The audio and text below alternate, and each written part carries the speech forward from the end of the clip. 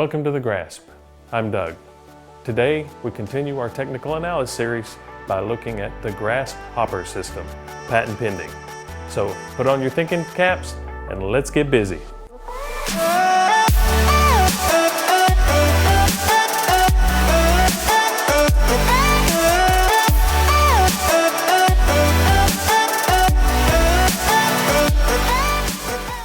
As always, we have to start off by saying we're not professional financial advisors. Do your own research. When we talk about the hopper system, this is our methodology in approaching the markets. I want to remind you, this is just an overview. We are still in the introductory course. We're going to dive into detail on each of these things much more down the road, but right now we'll just get an overview of what we're talking about. If you're familiar with the agricultural or industrial world, then you probably know what a hopper is. It's a device that is wide at the top and narrow at the bottom. So here is the hopper system. As you see here, we start with the market sentiment.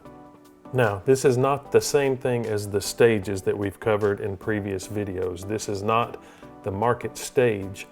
Market sentiment is different. When we're talking about market sentiment, we're talking about the mood of the market, how it feels today. Investopedia defines market sentiment as the feeling or tone of the market, i.e. crowd psychology. It is shown by the activity and price movement of securities. Now, as we've discussed earlier, technical indicators don't really help you because they're lagging, because they look at past price and past volume in some combination. Okay, tip number one, this is major. However, there are a couple of things that we can use that will help us kind of get an idea of what the mood of the market is like right now. And that is, of course, the advancer decliner stocks and advancer decliner volume. The advanced decline indicator is one of the tools that gives us an idea of what is happening in the market right now. What it simply does is it looks at the number of rising stocks, the advancers, against the number of declining stocks. And it gives us a measurement on that. And then it gives us the same thing with volume. It takes a look at all of the volume going into rising stocks versus the volume going into declining stocks.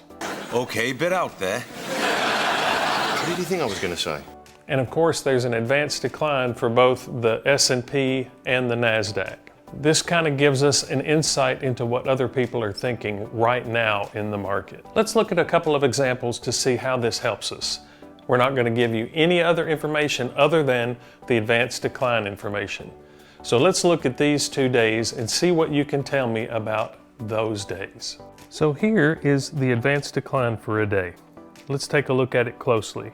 You see on the left-hand side, we have our advanced decline information for the New York Stock Exchange. And on the right-hand side, we have the advanced decline information for the NASDAQ, or the Q. So what can we know about this day?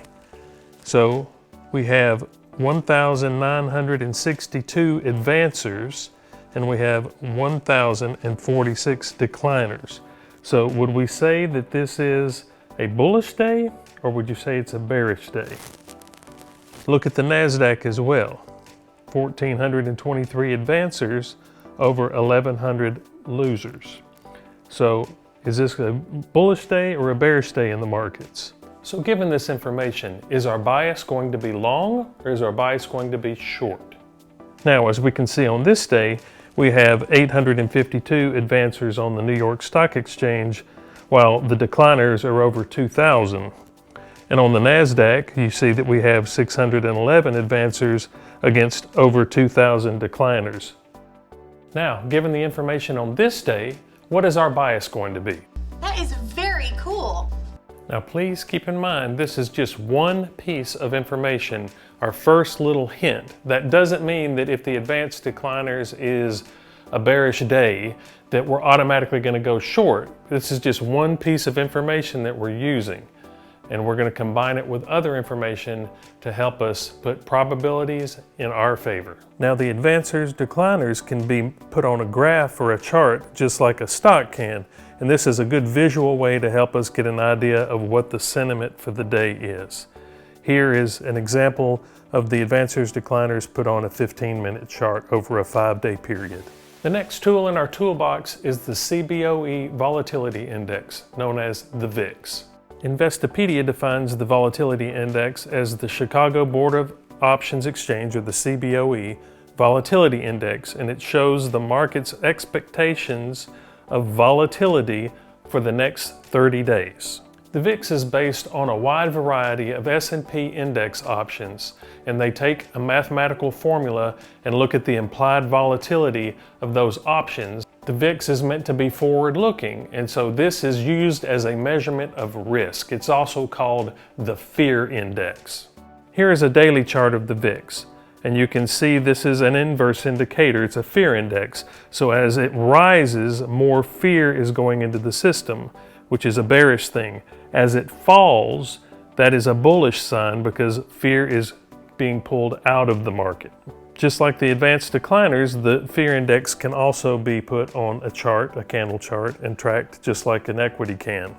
And here's a 15-minute chart of the VIX. The advanced decliners and the VIX help us kind of get an idea of the mood of the market, but this is just the first step in our process. Next, we need to look at the broader market charts to kind of get an idea of where we are and where we're headed. All right. Here is a daily chart of the S&P 500, and as you can see, we are in a strong uptrend on this chart. Therefore, we would generally be keeping that in mind as we are looking for trades. The next step is, let's zoom in from the daily chart down to the 60-minute chart, and as you can see, again, we are in a strong uptrend. We continue to zoom in down to the 15-minute chart, and again, you see a strong uptrend in place. So this gives us a wider sense of what's happening in the markets. Clearly, we see through the stock charts that we are in an uptrend. We've seen through our advanced decliners and our VIX that things may look bullish, and so therefore we know that we're looking for bullish trades. But where do we need to go shopping? This, of course, brings us to our sector chart. So now that we know we're in a bullish trend, we can begin to narrow down and look at the different sectors to see which of those sectors is the most bullish. Well, to my eyes, it looks like the biotechnology sector seems to be stronger than any other, so that's probably where we want to be shopping for a trade on this day. As we zoom into a 15-minute chart on the biotech sector, then we can see a very strong looking chart. And there are multiple ways to get in on this trade. Based on our larger charts, we know things are bullish, so we could use this as an opportunity to get into a multi-day hold from the daily chart. Or we could use it as a day trade, seeing that we're in a bullish environment, looking for an opportunity to go long. Or we could use this 15-minute chart looking for a tighter stop as an intraday trade. Or how about this as an idea? What if we used all three? So this is the hopper in a nutshell. We want to start from the wide view, looking at market sentiment. Then we break it down, looking at the market charts in the long term. Then we want to narrow it down into sectors and then down into a specific choice. Now, obviously, I've used the stock market for this example of this training here, but this applies to any market. It can be used for cryptocurrencies, it can be used for stocks, for bonds, options, futures, any market. The same process works. We want to start with the large view and then narrow it down into a specific focus of what we actually want to trade. I like it. It's genius. This keeps us on the right side of the market. That's enough for today. We'll obviously dive into all of these things in much more detail down the road. But as always, ask your questions below, like and subscribe, and we'll see you back here next time on The Grasp.